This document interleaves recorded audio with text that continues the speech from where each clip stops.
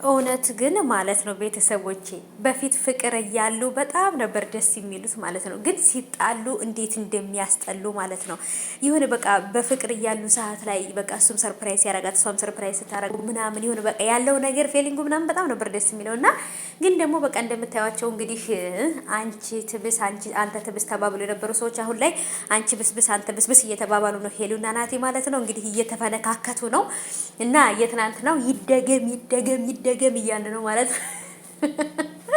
እና ውዶቼ እንግዲህ ያው ታውቆኛላችሁ እኔ ፈታ ዘና ማለት እወዳለሁ፣ መጨናነቅ አልወድም። እና ሄሉዬ የኔ ውድ ማለት ነው እንዴት እንዳኮራሽኝ ትናንትና፣ እንዴት እንዳኮራሽኝ። ልጆችሽ ያኩሩሽ ማለት ነው፣ የምትወልጃቸው ልጆችሽ ያኩሩሽ። በቃ ኮራውብሽ። የታባቱ እንዲህ ነው በቃ ራስን ካስከበሩ አይቀር ማለት ነው። እና መጨረሻ ላይ ግን በጣም ነበር የደነገጠችው።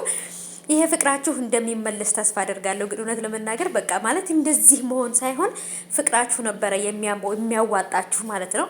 እንግዲህ ያለው ነገር እያያችሁት ነው። በተለይ ከጎኑ ያለችውንም ልጅ አብረሽ ከሱም ጋር ብትፈነክችልን ለኛ ጥሩ ነበር። እሱ ደግሞ በተለይ በጣም ያስደስተን ነበረ። ግን ምንም አይደለም። እሷም ተራዋን ትጠብቅ።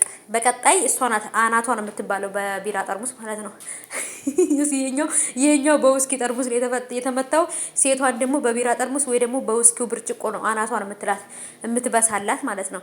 እና ብቻ ይለያል። ትላንት ተሰራ ቪዲዮ ማለት ነው። ይለያል። ኦ ማይ ጋድ ኦኤምጂ ትላላችሁ። እና ለካ እናንተ ሰው ማለት ነው በወደዳችሁት ልክ ከጠላችሁት ምንም ቢሆን ታደርጉበታላችሁ ማለት ነው። እና በቃ ሄሉ ጨከናበታለች ማለት ነው።